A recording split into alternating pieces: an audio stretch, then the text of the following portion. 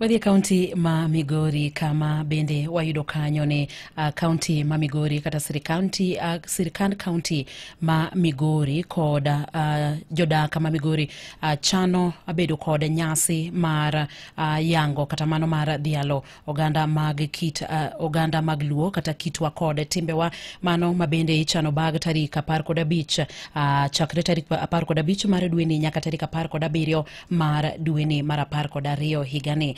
Kuki kaunti ma Migori Jojuma miwaler mathothi wiwachni. En higa mar 5 nyaka ne nyasi ma piny Luo chaki. Nyasi mos bedo ka kelo gande Luo kamoro achiel.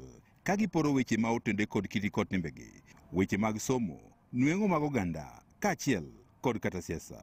Ikruok ne nyasi ni ma ibago higani e kaunti ma Migori e kind tarik 15 nyaka tarik 17 dhi nyime kaunti ma Migori. Nyasi ni idhi bage gwenge mopogore opogore ma oting'o dhowath Masenye, Thim Lich Oinga, kaachiel kod mbalariany mar Rongo, kama oganda dhi yudo thuolo mar nyiso kiti kod timbegi, bedo kod tuke, puonj kod mamoko. Ka opogore kod kaka osebed ka itime e kauntis ma kaluo e kinde ma okalo, nyasi ni e kaunti ma Migori ok dhi mana kelo oganda Luo kende, to bende ogendni mamoko modak e kaunti ma Migori.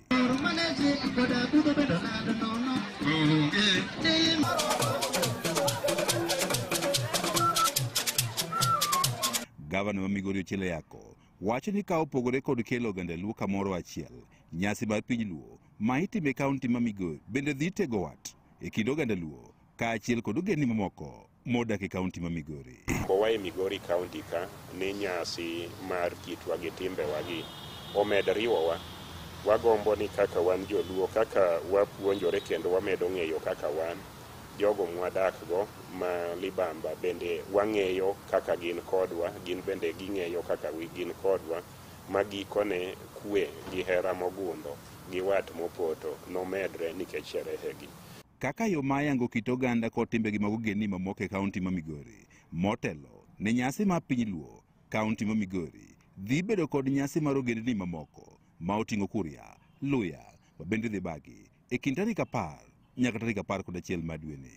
Seche ma wan gi nyasi kaka joluo mane i piny ka nyasi bende nyaka wabedgo gi jogo mwagogo mbaha, gin bende kitgi gi timbegi nyaka washerehekee. Omiyo piny Luo mar 5 mwatimo Migori kaunti ka biro chakore tarik 10 gi tarik 11 ka pod washerehekea kata watimo mor gi nyasi mar libamba mwadak go Migori kaunti ka.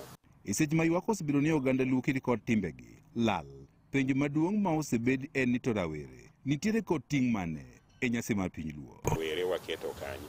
Nyasi mar kitwa gi timbewa en nyasi makende makonyo rawere.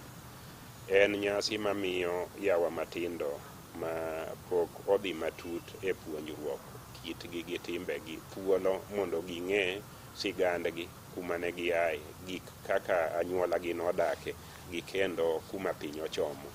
Koro nyasi ni olose chutho mondo wan jogo man gi ng'eyogo wakikre gi rawere, to kendo rawere okikre kodwa mondo ging'ewa maber, wan bende wang'ere kodgi maber.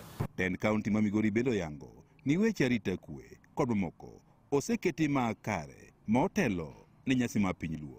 Malo welo gana 10 ma wuok e piny Kenya kod piny mamoko igeno ni dhi chopo e nyasi mar piny Luo ma higani ma obagi e kaunti ma Migori. Ne nyakalondo maramoy kuok e kaunti ma Migori, an Jojuma. Gilipot mar Jojuma ne wabino kelo wae giko mag weche manyien.